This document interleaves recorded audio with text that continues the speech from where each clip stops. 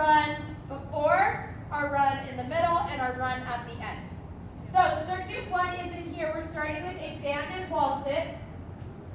So we got the mini bands out today. We're going to put them around your knees, and we're going to get our back against that wall. So our knees are at 90, weight is in my heels, and I'm drawing that belly button in so my lower back is in contact with the wall. If at any time you feel like you're arching and your lower back is starting to lose connection with the wall, then just slide up, kind of reset things, draw that belly button back in with your exhale, and then go back into your wall sit. I would rather you guys take a minute and a half to get 45 seconds than to try and hold on to it and hurt your backs, okay? So make sure that lower back stays in contact with that wall. Then we're going to go into an alternating split stance deadlift. So we're going to have our barbell, and we're in our split stance. So this back foot is just for balance. I don't want any weight or pressure to go in this back foot. I want our stabilizing and our weight to be on this leg in the heel. We're going to bring that barbell close, okay? Hinged at the waist, my butt is down, my back is nice and flat, and I'm going to come up into that single leg deadlift, okay?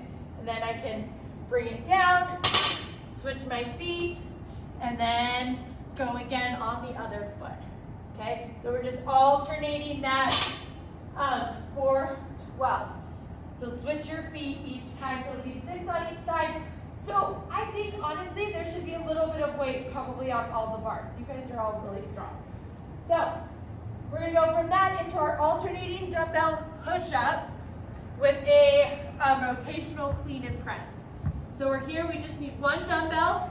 Okay, so we've got one dumbbell. We're going to do our push-up, and then we're going to take that dumbbell, rotate and clean, and then press it up into the air. With this, we want to make sure that our shoulder is pretty in line with the wrist with our hand, so that we're not putting more strain on that shoulder joint. So here, okay, bring that dumbbell down, okay, do your next push-up here, and rotate to the other side, and press again watching that shoulder, okay? So you have alternating that for 6 to 8, so it'll be 3 to 4 on each side. This is a new move, and I really like it. Krista's been super creative this week. I like it. It's new stuff. Okay, so it's a lateral hinge hop.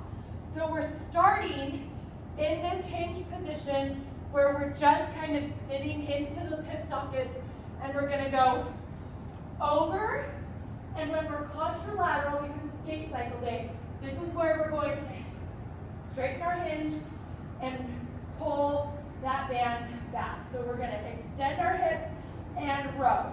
And then I'm going to go hop, hop, extend, and row.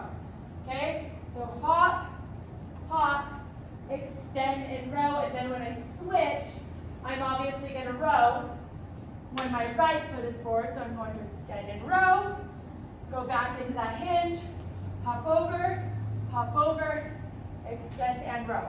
So you have 10 to 12 on each side. I really like that. But just remember that you're staying in that hinge while you're hopping, and then you're extending those hips as you row, okay? So when you're rowing, you should be pretty up and down, straight, standing, whatever. Okay, so, and then you're just going to go back into that hinge. Then we're going to do our prisoner squat with rotation. So we're here, okay?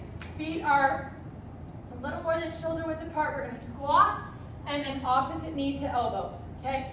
Coming up, exhaling, making sure that that belly button and that core is being drawn in so that we get more of that crunch when that knee and that elbow come together. If you want, you can add, some people added weighted bars to this, or if you want, you can hold a dumbbell kind of behind your head and use that as you rotate if you want to weight that at all. You can choose to. Circuit 2 is out on the field, and we're starting with a farmer carry So, similar to yesterday, we want to carry these, make sure our shoulders are back. Okay, we're not shrugging or we're not kind of letting them round our shoulders, that we're back.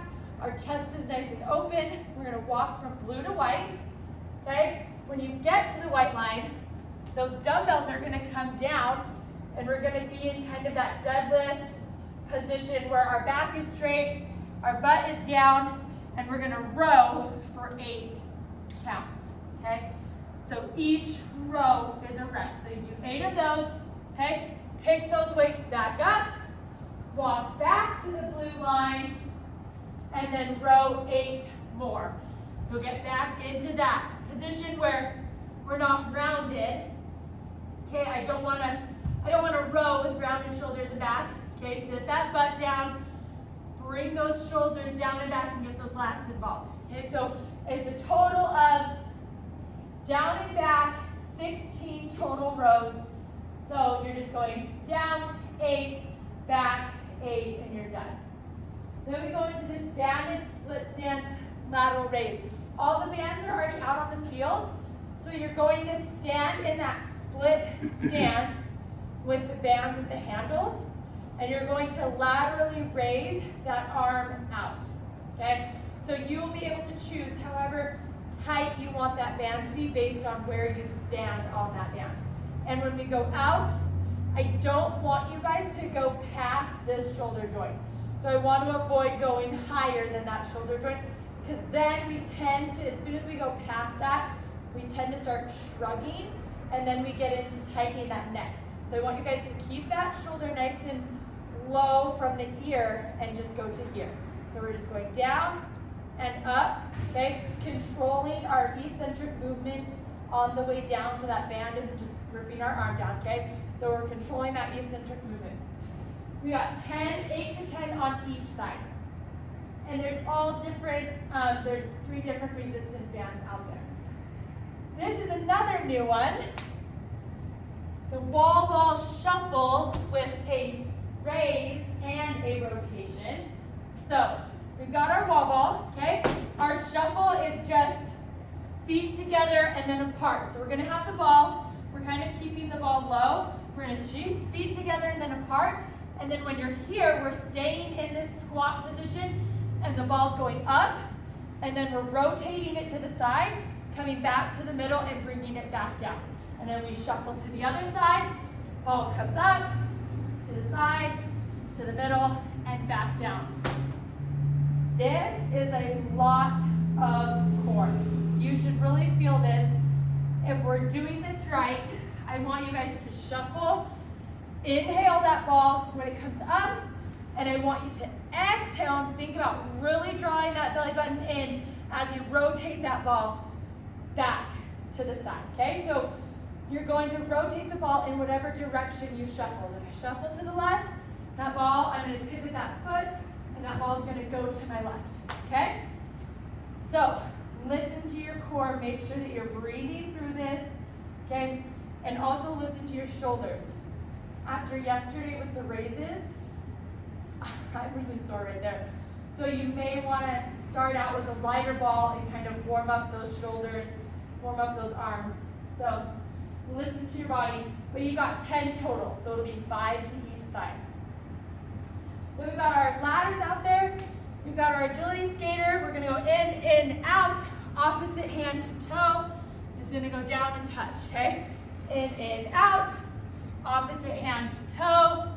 Making sure that you are really balanced when you do this, okay? I don't wanna see, okay, I'm gonna touch my toe and then you got hips moving and your back's rounded. If you can only go down this far, then just do that, okay?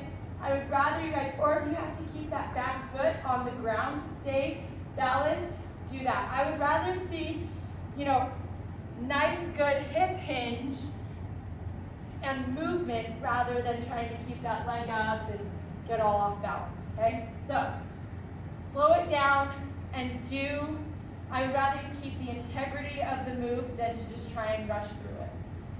And then after that, you got a sled push outside, and you just do that for 20 minutes. We'll run at the One beginning. round being like how many times one round? Oh, down and back. Oh, okay. Yeah. So